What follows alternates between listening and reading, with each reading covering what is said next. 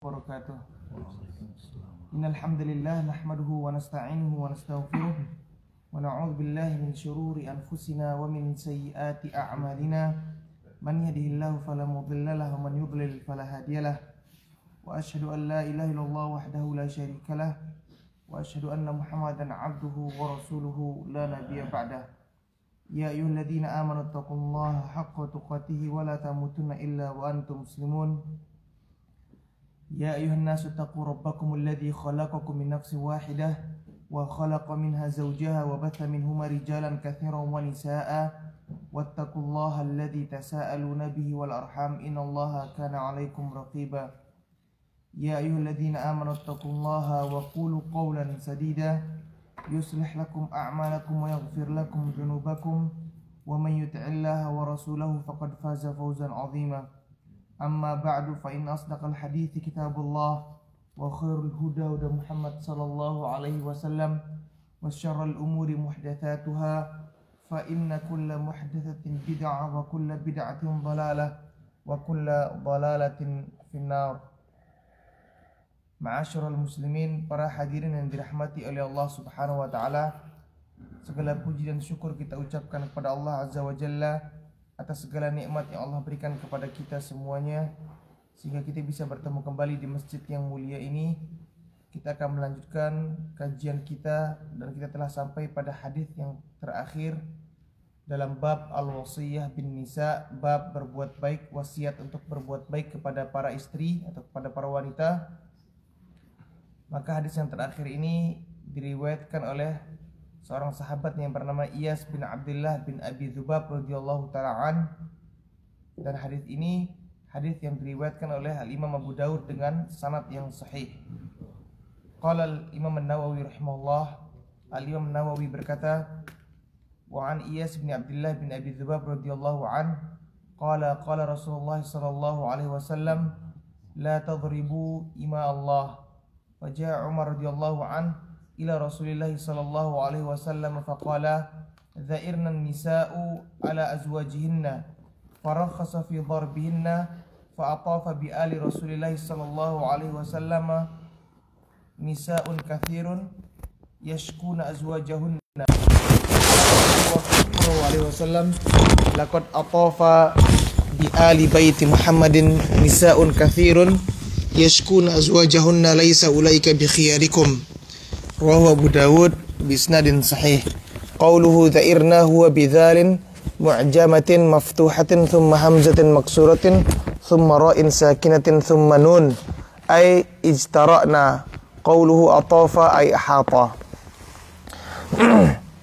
Jadi hadirin dirahmati Allah Subhanahu wa taala, hadis ini membicarakan tentang larangan seorang suami untuk memukul istri-istri mereka, di mana Rasulullah sallallahu alaihi wasallam bersabda pada suatu hari, la tadribu ima Allah, janganlah kalian memukul ima Allah. Ima jamak dari kata amatun.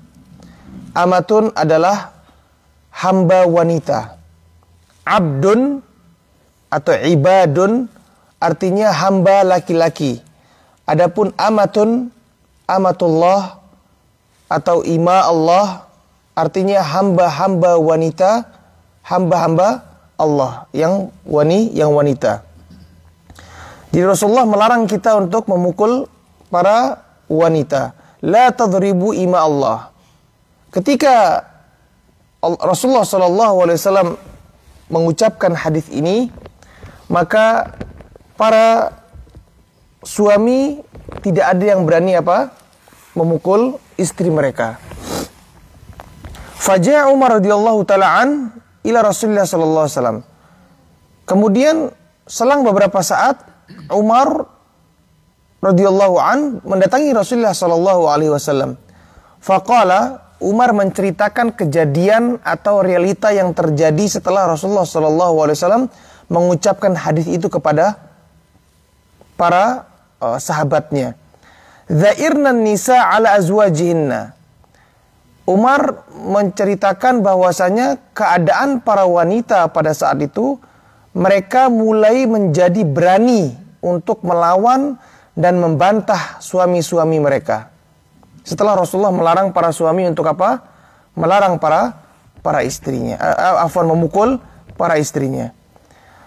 Farakhasa fi darbihinna. Kemudian setelah Umar mengadu kepada Rasulullah tentang keadaan yang terjadi, para istri mulai melawan suaminya, maka Rasulullah memberikan dispensasi bolehnya seorang suami memukul istrinya pada kondisi tertentu dengan bentuk yang telah dijelaskan oleh Rasulullah Shallallahu Alaihi Wasallam. Dan telah kita sebutkan pada pertemuan sebelumnya bagaimana seorang suami itu diberikan izin boleh, bukan harus. Bedakan antara harus, artinya harus itu tidak punya pilihan lain, ya harus. Adapun boleh, maka ketika suaminya tetap memilih untuk tidak misalnya memukul istrinya, maka tidak ada masalah. Yang diperbolehkan oleh Rasulullah SAW adalah ketika sang suami telah mencapai langkah-langkah menasihati sang istri. Pertama dengan menasihati secara hikmah, dengan ucapan, dengan memberikan nasihat kepada sang istri. Dan ini dilakukan dalam tempo waktu yang tidak juga hanya sekali dua kali. Ketika sang istri misalnya tetap bersikeras untuk diam dengan perilaku buruknya, dengan maksiatnya, dengan pembangkangannya, maka sang suami melakukan step yang kedua, yaitu pisah ranjang, tidak menemani istrinya tidur, memberikan efek jera kepada istrinya agar istrinya ini menyadari kesalahannya. Karena sebagian wanita biasanya ketika ditinggal tidak tidur dengan suaminya, maka mereka akan gelisah, tidak tenang hidupnya, tidak mendapatkan nafkah misalnya dari suami, nafkah batinnya, maka mereka tidak akan tenang hidupnya, sehingga mungkin mereka akan menyadari kesalahan dan berubah menjadi istri yang taat dan solehah kepada sang suaminya. Nah, ketika level yang kedua ini masih tetap tidak bisa merubah perilaku buruk sang istri, tidak mau istrinya itu kembali kepada Allah Subhanahu wa taala, taat kepada suaminya, meninggalkan maksiatnya misalnya, barulah sang suami boleh memukul istrinya dengan pukulan yang tidak memberikan bekas dan bukan pukulan yang mencederai. Ini adalah pukulan yang mendidik dan tidak boleh memukul di wajah. Ini yang banyak belum diketahui oleh para suami. Banyak suami yang menampar istrinya, memukul wajah istrinya, waliyadzubillah. Padahal itu semua dilarang oleh Rasulullah Shallallahu Alaihi Wasallam. Anda bisa pukul misalnya lengannya, bisa misalnya pukul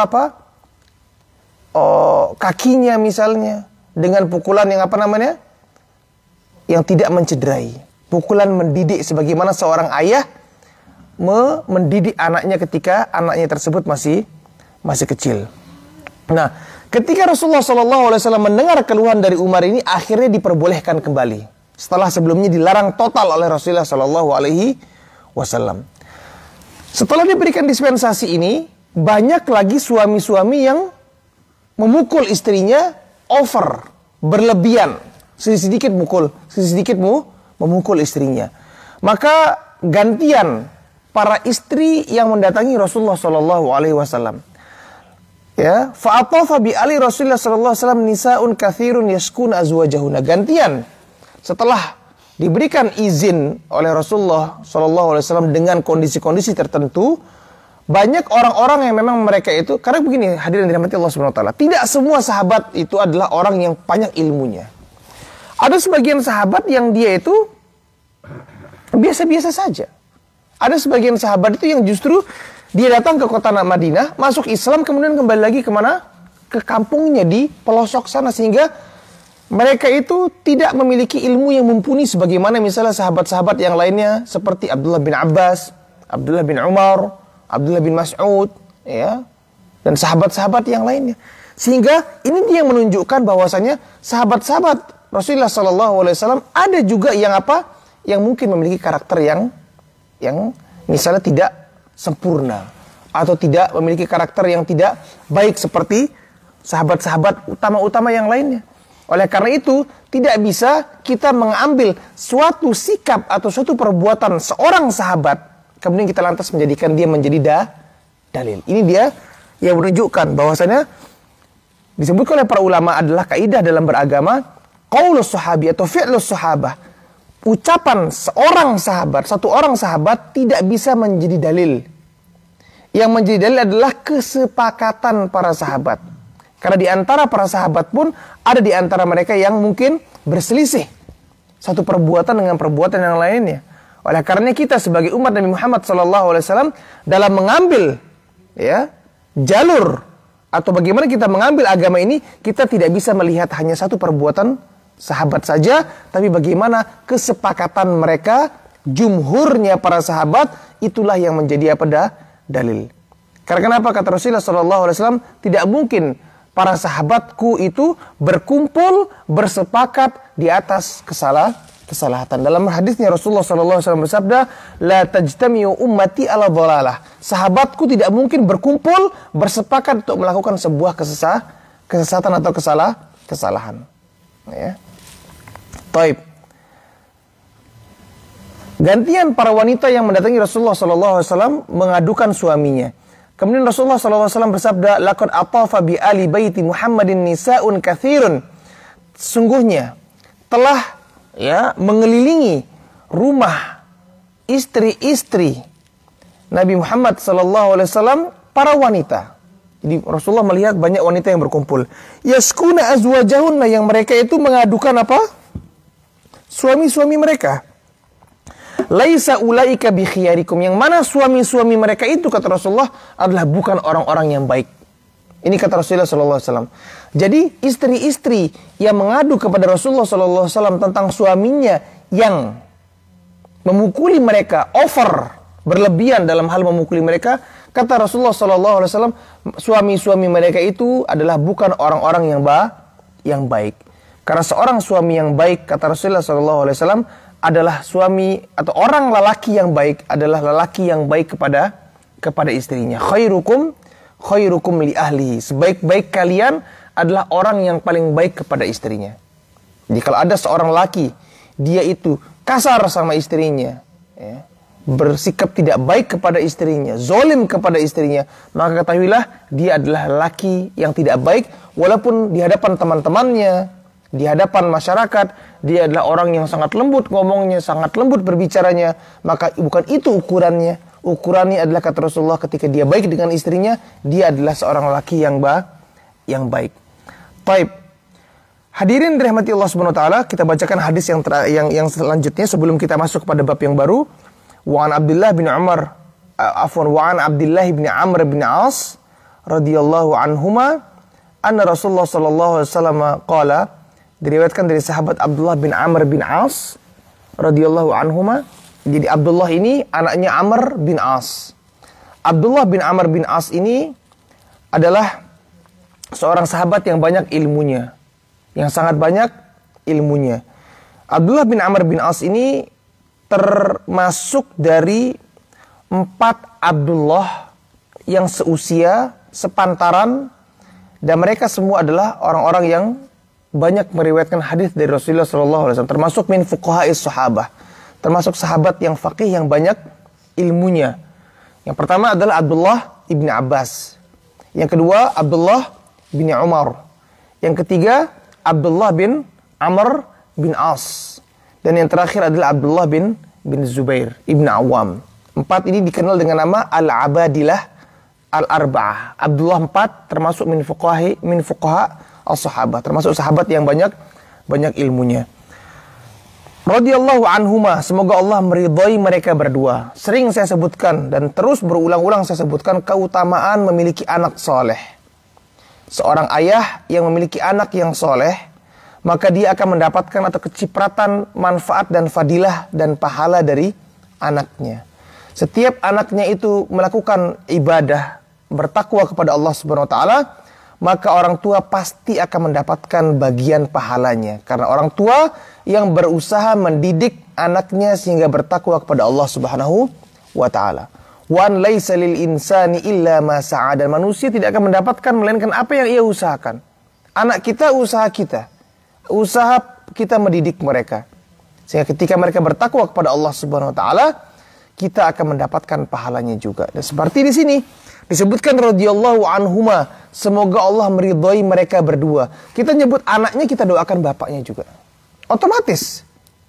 Masya Allah anak itu pintar, Masya Allah anak itu soleh. Bapaknya itu Masya Allah, bapaknya pintar. Semoga Allah merahmati dia dan ayahnya juga. Tidak sering dan tidak jarang terucap dari ucapannya orang mendoakan juga ayahnya yang berhasil ya mendidik anaknya menjadi anak yang bertakwa kepada Allah SWT. Sehingga prioritas kita sebagai orang tua adalah bukan anak kita ini menjadi sukses di dunia saja. Dunia itu adalah sampingannya. Kita harus prioritaskan bagaimana dia sukses akhiratnya. Banyak orang tua yang bangga anaknya menjadi ahli ini, ahli itu, ahli ini, dan ahli lain yang sebagainya. Tidak ada masalah. Tidak ada larangan. Dunia ini dipersilakan oleh Allah SWT kita menikmatinya. Asal yang menjadi prioritas kita adalah anak kita menjadi ahli ibadah, ahli takwa, mengenal Allah Subhanahu Wa Taala, mencintai Allah dan Rasulnya, mengerjakan sunnah-sunnah Rasulullah SAW. Dengan cara seperti itu, Allah akan jamin dunianya. Apa kata Rasulullah SAW? Qala ad-dunya mata'. Dunia ini adalah perhiasan. Mata' adalah perhiasan. Yastamti'u, yang dimana arti kata mata' itu adalah sesuatu yang kita bersenang-senang dengannya. Yatamatta', sesuatu yang kita bersenang-senang dengannya. Dunia ini tempat kita bersenang-senang atau sesuatu yang kita bisa bersenang-senang di situ. Wa khairu mata'iha al-mar'atus shalihah, dan sebaik-baik perhiasan, sebaik-baik yang kita bisa nikmati di dunia ini adalah istri yang salehah. Ya, tentu saja seorang istri yang dimana dia menyenangkan hati suaminya, dia melayani suaminya, taat kepada suaminya, dan ini tidak bisa satu hal yang tidak bisa dipungkiri. Sekaya apapun orang itu, sesukses apapun, setinggi apapun jabatannya, kalau rumah tangganya berantakan, setiap dia pulang dia tidak akan bahagia. Dia akan sumpek, dia akan stres. Ya, ini yang apa? Yang tidak bisa kita bohongi. Dan ini adalah fakta yang tidak bisa kita ingkari. Adapun ketika seorang itu walaupun hidupnya itu pas-pasan, ya, akan tapi ketika dia pulang dilayani oleh istrinya, dibahagiakan oleh istrinya, disenangkan oleh istrinya, maka dunia serasa miliknya dan dia tidak merasakan ingin membutuhkan apapun lagi dari dunia ini. Kebahagiaan diberikan oleh Allah Subhanahu wa taala. Hadirin yang dirahmati Allah Subhanahu wa taala, kita masuk kepada bab yang berikutnya, bab haqqi zauj 'alal mar'ah, bab hak suami atas istri. Dan merupakan atau metode Al-Imam Nawawi sebelum beliau membawakan hadis-hadis yang berkaitan dengan bab ini, maka Al-Imam Nawawi akan membawakan sebuah ayat atau beberapa ayat sebagai muqaddimah, pembuka, sebagai penguat dari maksud dari bab itu dibawakan oleh Al-Imam Nawawi. Qala Allah Ta'ala, Allah Subhanahu wa taala berfirman dalam surah An-Nisa ayat 34. Allah berfirman, "Ar-rijalu qawwamuna 'alan nisa bima faddalallahu ba'dahum 'ala ba'd wa bima anfaqu min amwalihim. Fassalihatu qanitatun hafizatun lil ghaib bima hafizallah." Allah Subhanahu wa taala berfirman, lelaki adalah pemimpin dari para wanita. Bima faddalallahu ba'dahum 'ala ba'd, dengan apa yang Allah berikan kelebihan kepada mereka. Jadi status atau keadaan seorang suami menjadi pemimpin bagi istrinya dikarenakan kelebihan yang Allah berikan kepada lelaki daripada perempuan. Di mana Allah menyebutkan walaisa dzakaru kal untha, lelaki itu tidak mungkin akan sama dengan laki-laki, dengan wanita. Allah yang mengatakan demikian. Sehingga muncul zaman sekarang ingin mengadakan apa? Kesetaraan gender. Lelaki dan wanita sama. Tidak boleh dibedakan laki-laki dan wanita. Padahal itu adalah slogan-slogan yang sebenarnya mereka hanya menginginkan kebersamaan itu atau kesetaraan itu dalam hak. Akan tapi dalam kewajiban mereka tetap tidak mau setara. Kita katakan, kalau misalnya sekarang wanita ingin setara dengan lelaki, haknya harus sama dan lain sebagainya, harus sama, tidak boleh. Mereka hanya menuntut haknya saja, tapi kewajibannya tidak mau setara. Misalnya ketika harus ganti genteng, maka yang perempuan gak akan mungkin mau naik ke atas genteng untuk mengganti gentengnya ke atas atap. Mereka mengatakan itu kerjaan laki-laki. Kamu menyuruh perempuan untuk apa? Naik ke atas genteng, memperbaiki pipa dan lain sebagainya. Artinya, yang diminta setara itu adalah ketika mereka menuntut haknya saja. Akan tapi kewajiban tidak. Kita lihat di sini kenapa Allah SWT menjadikan seorang suami itu atau seorang laki-laki itu pemimpin di atas wanita, karena Allah memberikan kelebihan pada laki-laki yang tidak dimiliki oleh perempuan. Bukankah Rasulullah SAW menyebutkan dalam hadisnya, ya, ma min naqsati aqlin wa dinin adhaba li lubbi rajulin hazimin min ihdakunna. Tidak ada yang lemah atau kurang agamanya dan kurang akalnya, kata Rasulullah SAW, yang bisa merubah prinsip seorang lelaki yang kokoh, melainkan kalian para wanita, kata Rasulullah SAW. Jadi disebutkan wanita itu adalah sosok yang kurang akalnya dibandingkan laki-laki. Artinya kesempurnaan daya pikirnya, daya nalarnya, instingnya, bagaimana membuat sebuah keputusan. Secara umum perempuan itu di bawah laki-laki, kurang dibandingkan dengan laki-laki. Kemudian dalam hal agamanya, dibandingkan dengan laki-laki, perempuan lebih kurang baik dari segi ilmunya. Maka ini adalah, ya, perhatian bagi para suami untuk bagaimana dia harus memiliki ilmu, ya, belajar lebih dibandingkan dengan istrinya. Sehingga Andalah yang mengajarkan istri Anda, bukan istri Anda yang mengajarkan Anda. Karena ini adalah fitrah yang diciptakan oleh Allah Subhanahu wa taala kepada seluruh umat manusia. Kenapa agama perempuan itu lebih kurang dibandingkan dengan seorang suami? Pertama, ketika wanita itu sedang menstruasi, bukankah ia tidak sholat? Di saat para laki-laki tetap sholat. Ketika wanita itu melahirkan dan dia nifas, dia tidak sholat dan tidak puasa. Di saat lelaki yang lainnya tetap sholat dan berpuasa. Disitulah tempat kenapa agamanya perempuan itu lebih kurang dibandingkan dengan laki-laki. Akan tapi itu bukanlah sebuah aib yang kemudian untuk kita menjelek-jelekkan para wanita. Itulah kenyataannya. Sehingga kita harus menyadari posisi kita sebagai laki-laki, pemimpin, ya, yang Allah telah berikan kepada kita untuk memimpin para wanita. Dan itu bukan sebuah kebanggaan, itu justru tanggung jawab, amanah dari Allah Subhanahu wa taala. Yang dimana Allah akan mempertanyakan, dan kita sebutkan hadis-hadisnya, dimana seorang suami akan ditanya oleh Allah Subhanahu wa taala tentang apa yang istrinya kerjakan, apa yang anaknya kerjakan, akan ditanya oleh Allah Subhanahu wa taala. Ya, ditanya detail demi detail, satu demi satu akan ditanya oleh Allah Subhanahu wa taala, dan tidak akan bisa kita terlepaskan. Ya, tidak akan kita bisa terlepaskan dari pertanyaan Allah Subhanahu wa taala tersebut. Wa bima anfaqu min amwalihim. Nah, dan laki-laki ini menjadi pemimpin karena mereka yang menafkahi istrinya. Ini adalah fitrahnya. Laki-laki yang bekerja menafkahi istrinya. Sehingga kalau ada laki-laki yang tidak bekerja, istrinya yang kerja, istrinya menafkahi suaminya, atau yang kita kenal dengan apa istilah sekarang? House husband atau apa? Laki-laki yang di rumah ngurus anak, istrinya yang kerja. Nah, ini lagi ngetren sekarang di negeri barat. Ini bertentangan dengan apa? Dengan apa namanya? Dengan fitrah yang Allah SWT berikan. Bagaimana seorang suami itu mau menjadi wibawa di hadapan istrinya misalnya. Ini merupakan salah satu faktor juga kenapa banyak suami yang tidak punya wibawa di hadapan istrinya. Suaminya nggak mau kerja, istrinya yang kerja, istrinya yang nafkahi suaminya. Bagaimana mau mendapatkan wibawa di hadapan istrinya? Ya Allah menyebutkan wabima anfaqu min amwalihim. Dia menjadi seorang pemimpin karena dia yang menafkahi, infak, dia yang menafkahi istrinya dari harta suaminya. Tidak mesti banyak, tapi Anda bertanggung jawab dan menjadi lelaki sejati dengan bekerja dan menafkahi istrinya. Fas-salihatu qanitatun hafizatun lil ghaibi bima hafizallah. Maka wanita-wanita yang soleh, qanitatun, dan wanita-wanita yang kunut, yang istiqomah solehnya.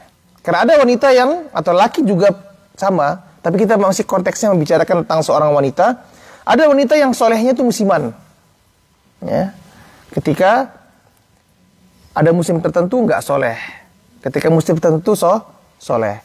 Nah, istri-istri yang merupakan impian atau merupakan anugerah dari Allah Subhanahu wa taala adalah istri yang soleh dan senantiasa terus soleh. Maksud lainnya qanitatun ini adalah yang sering berdoa, kunut, minta sama Allah Subhanahu wa taala. Lidahnya itu sering berdoa dibandingkan dengan melaknat atau misalnya ngomel-ngomel yang tidak perlu. Ya, mencela suaminya dan lain sebagainya. Maka ini istri-istri yang merupakan anugerah dari Allah Subhanahu wa taala. Hafizatun lil ghaib, yang mereka itu menjaga dirinya, menjaga harta suaminya di saat suaminya tidak ada. Karena banyak waliyadzubillah istri-istri yang ketika di hadapan suaminya dia baik, ketika suaminya keluar atau suaminya tidak di rumah, mereka melakukan hal-hal yang tidak diinginkan waliyadzubillah. Bima hafizallah, di mana Allah Subhanahu wa taala telah ya wajibkan kepada mereka untuk menjaga. Istri pun akan ditanya oleh Allah Subhanahu wa taala ketika suami tidak di rumah. Wal mar'atu ya ra'iyatun fi baiti zaujiha. Seorang istri itu pemimpin di rumah suaminya. Wa hiya mas'ulatun an ra'iyatiha, dan dia akan ditanya oleh Allah tentang apa yang mereka pimpin. Apa yang dipimpin oleh istri? Anak-anak mereka ketika suami tidak di rumah. Bagaimana mereka mendidik anak mereka? Kadang-kadang, dan ini banyak terjadi, dan ini banyak kasus-kasus terjadi yang pernah saya saksikan, ya. Ketika seorang anak perempuan sudah mulai besar, ingin keluar ke sini ke situ jalan-jalan sama teman-temannya, atau ingin melakukan bersenang-senang dengan kawan-kawannya. Sang suami nggak ngasih, ayahnya nggak ngasih, tapi istri dari belakang kasih jalan. Ini istri yang tidak amanat, ya, dan ini banyak terjadi. Ayahnya melarang jangan keluar, nggak boleh keluar, tapi ibunya kemudian bilang, oh enggak, dia mau keluar, mau ke sini, mau dibuatkan alasan ini dan alasan itu sehingga anak ini bisa keluar. Karena saking terlalu menuruti dan memanjakan anaknya tadi itu. Banyak ayahnya tegas, ibunya ngasih jalan sehingga tidak terjadi perubahan yang diinginkan oleh sang ayah kepada anak-anaknya. Maka ini yang perlu diperhatikan bagi suami istri. Yang perlu langkah kita lakukan yang pertama adalah tentu saja membekali diri kita dengan ilmu. Dengan ilmu, insya Allah kita bisa membangun rumah tangga sesuai yang diridhoi oleh Allah Subhanahu wa taala. Wa ammal ahaditsu faminha haditsu Amr bin al-Ahwas as-sabiq fil bab qablahu. Baik, hadis yang pertama an Abi Hurairah radhiyallahu an, dari sahabat Abu Hurairah radhiyallahu an, qala Rasulullah sallallahu alaihi wasallam, Rasulullah sallallahu alaihi wasallam bersabda, dan ini hadis yang sahih muttafaqun alaih, disepakati kesahihannya oleh Imam Bukhari dan Muslim. Idza da'a ar-rajulu imra'atahu ila firashihi, jika seorang suami mengajak istrinya ke tempat tidur, falam ta'tihi, sang istri menolak, enggak mau mentaati ajakan suami, fabata ghadbana 'alaiha, lantas suaminya itu tidur dalam keadaan marah, tidak mau dipenuhi keinginannya oleh sang istrinya. La'anat hal malaikatu hatta tusbih, maka malaikat akan melaknat sang istri sampai pagi. Ketika malaikat itu melaknat adalah artinya malaikat itu mendoakan laknat. Apa itu laknat? Laknat itu adalah dijauhkan dari rahmat, hidup tanpa barokah, akan dicabut keberkahan dan rahmat Allah Subhanahu wa taala dari hidup wanita tersebut. Bayangkan bagaimana kalau hidup seseorang itu dicabut rahmat Allah dari hidupnya, dicabut barokah dari hidupnya.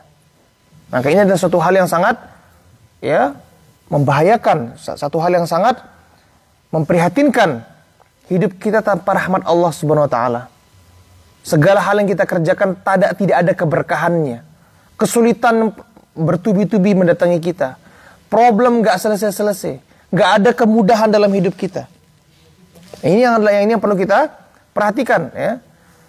Maka didoakan laknat oleh para malaikat sampai pagi hari. Dalam riwayat yang lainnya dengan konteks dan redaksi yang berbeda, tapi makna yang sama. Idza batatil mar'atu hajiratan firasya zaujiha. Kalau seorang wanita itu bermalam dalam keadaan menolak ajakan suaminya, La'anat hal malaikatu hatta tusbih. Tadi itu menolak, tapi masih satu ranjang. Yang ini redaksi yang berbeda, tidak satu ranjang. Menolak terus kemudian tidak tidur sama suaminya. Pindah kamar yang lain dan lain sebagainya. Maka dilaknat oleh malaikat sampai pagi hari yang lain. Wa fi riwayatin, dalam riwayat yang lainnya juga, qala Rasulullah sallallahu alaihi wasallam, Rasulullah SAW bersabda, "Walladzi nafsi biyadihi."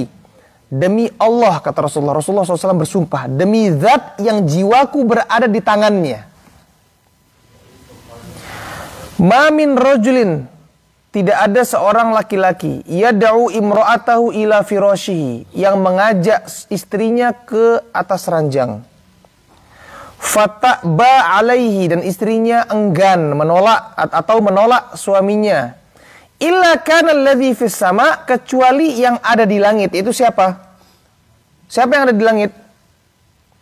Allah Subhanahu wa taala. Dan ini penegasan. Rasulullah menyebutkan illa kana alladhi fis sama, kecuali yang apa? Ada di langit itu Allah Subhanahu wa taala. Ini menunjukkan bahwasanya Allah Subhanahu wa taala fis sama. Allah di atas segala-galanya. Ini akidah Ahlussunnah wal Jamaah, menetapkan sifat-sifat Allah adalah Allah fil ulu. Allah di atas. Dan kita wajib mengimani sifat-sifat dan nama-nama Allah sesuai yang Allah Subhanahu wa taala telah jelaskan kepada kita melalui lisan Nabi Muhammad sallallahu alaihi wasallam. Di mana Allah berfirman, "Walillahil asmaul husna." Dan Allah memiliki nama-nama yang baik, yang paling baik. Fad'uhu biha, dan berdoalah kalian dengan nama-nama Allah Subhanahu wa taala. Wa dzarul ladzina yulhiduna fi asma'ih, dan tinggalkanlah orang-orang yang menyelewengkan, menyimpangkan makna-makna nama-nama Allah Subhanahu wa taala atau nama-nama sifat-sifat Allah Subhanahu wa taala. Jadi ini adalah bab yang sangat penting. Bagaimana kita mengimani nama-nama Allah, sifat-sifat Allah sesuai yang Allah Subhanahu wa taala inginkan, atau sesuai dengan Allah Subhanahu wa taala sampaikan kepada kita. Sehingga banyak zaman sekarang orang yang menyelewengkan makna ini maksudnya ini, makna itu maksudnya ini, menolak makna ini, mentakwil, mentaktil, mentahrif. Ini adalah sebuah kekeliruan yang perlu kita sampaikan. Bahwasanya Allah Subhanahu wa taala fis sama. Rasulullah yang menyebutkan. Bukan saya yang menyebutkan, ini. Rasulullah sallallahu alaihi wasallam. Illa kana alladhi fis sama, kecuali yang di atas langit sana.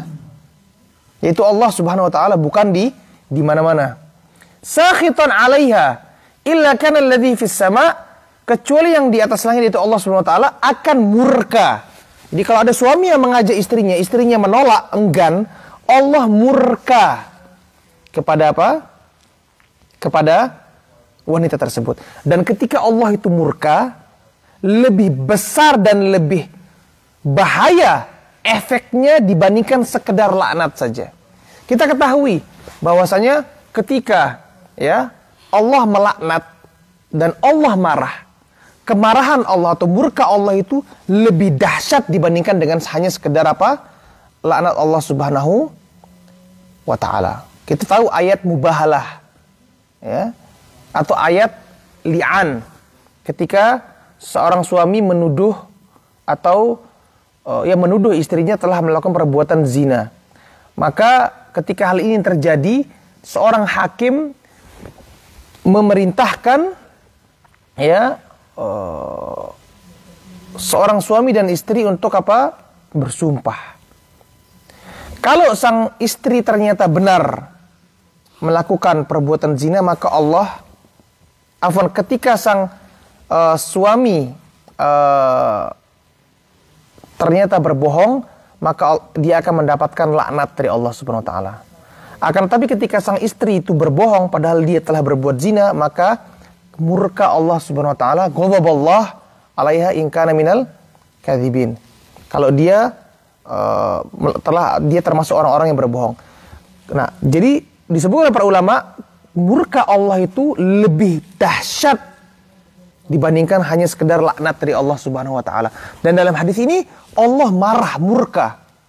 Berarti ini bukan hal yang main-main bagi para istri, Berhati-hatilah. Illa kana alladhi fis sama' sakhitan 'alaiha, murka atasnya, atas wanita tersebut hatta yardu anha. Bukan sampai pagi lagi. Konteks yang pertama tadi itu, redaksi yang pertama sampai pagi. Tapi redaksi ini sampai suaminya itu ridho, berhenti marahnya, berhenti gedaknya apa ya?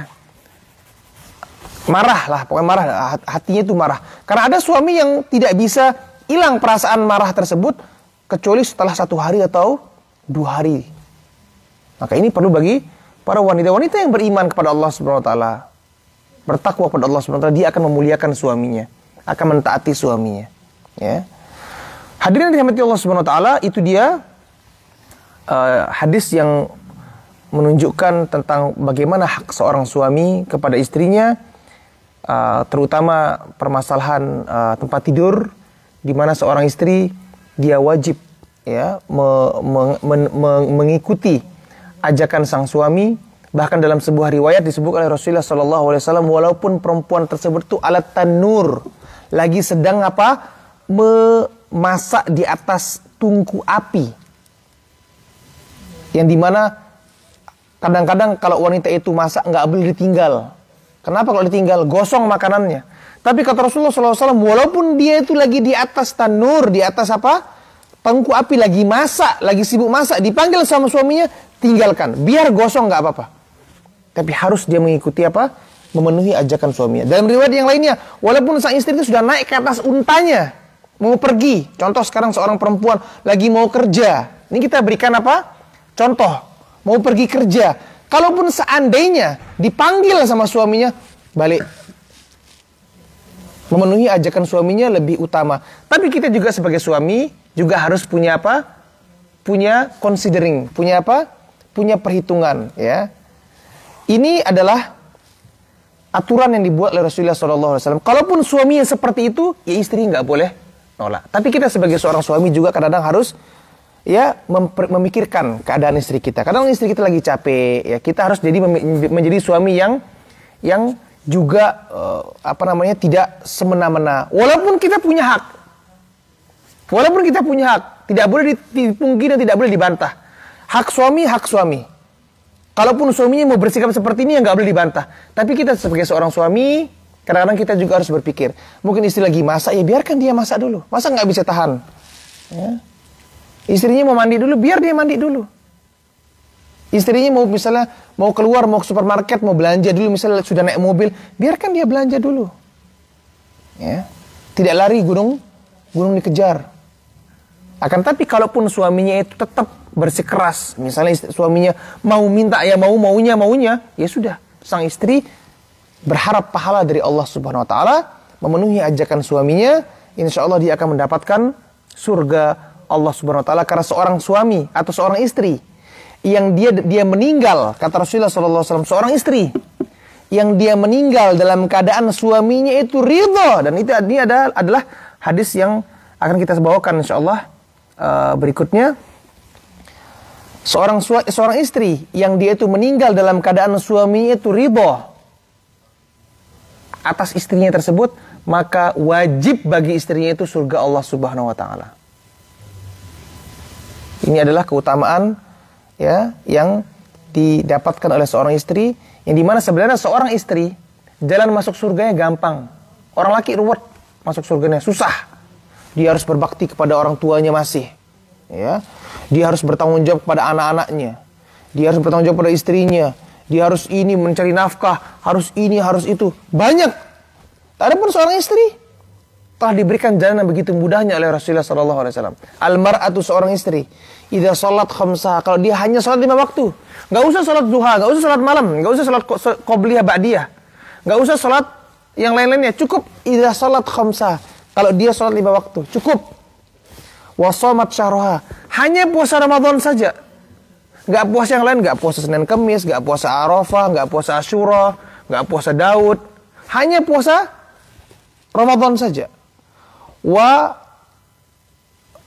hafizat wa ata'at zaujaha, dan dia taat kepada suaminya. Suaminya minta apapun dituruti, nggak pernah bilang ndak. Wa hafidhat farjaha, dia menjaga kemaluannya, tidak selingkuh, tidak khianat. Oleh karenanya ada kita sebutkan dalam sebuah hadis yang berikutnya, bahwasanya seorang istri itu tidak boleh memasukkan seseorang tanpa izin suaminya ke dalam rumahnya. Dan kalau suami sudah bilang, saya nggak suka dia ke rumah kita, walaupun dia itu termasuk maharim, termasuk keluarganya istri, kalau suaminya tidak memberikan izin kepada istrinya untuk memasukkan orang itu ke rumahnya, nggak boleh istri. Haram hukumnya istri masukkan orang tersebut ke rumahnya. Ini Rasulullah akan kita sebutkan hadis nanti insya Allah. Jadi kalau istri itu telah sholat 5 waktu, puasa Ramadan, kemudian mentaati suaminya, kemudian menjaga kemaluannya, tidak khianat, apa kata Rasulullah? Qilalaha, akan dikatakan kepada seorang wanita itu, udkhulil jannata min ayyi abwabil jannati syi'ti. Masuklah engkau ke dalam surga melalui pintu mana saja yang kamu mau. Tinggal pilih. Karena orang yang ahli sholat, dia hanya bisa masuk dari pintu sholat. Gak bisa dia masuk dari pintu puasa. Karena dia bukan termasuk ahli puasa. Ada yang ahli sedekah, dia akan masuk dari pintu sedekah. Gak bisa dia masuk dari pintu haji. Karena dia misalnya bukan termasuk ahli haji. Dan karena pintu surga itu banyak. Ada pintu jihad, ada pintu ini, ada pintu ini. Wanita yang melakukan hal tersebut tinggal pilih mana yang merupakan selera dia yang dia senangi. Begitu mudahnya Allah Subhanahu wa taala berikan seorang wanita itu ya menjadi penghuni surga. Itu dia hadis yang pertama tentang hak seorang suami kepada istrinya. Maka mudah-mudahan Allah Subhanahu wa taala memberikan taufik kepada kita semuanya dan kepada istri-istri kita untuk menjadi orang-orang yang masing-masing mengetahui kewajiban tanggung jawabnya, sehingga masing-masing takut kepada Allah Subhanahu wa taala dengan mengerjakan apa yang Allah telah perintahkan kepada kita, sehingga kita jauh dari murka Allah Azza wa Jalla. Mungkin ini yang bisa saya sampaikan pada pertemuan kali ini. Kurang lebihnya saya mohon maaf. InsyaAllah kita akan lanjutkan pada pertemuan yang berikutnya. Hadis-hadisnya masih banyak. Saya tutup sampai di sini. Subhanakallahumma bihamdika, asyhadu an la ilaha illa anta, astaghfiruka wa atubu ilaik. Assalamualaikum warahmatullahi wabarakatuh.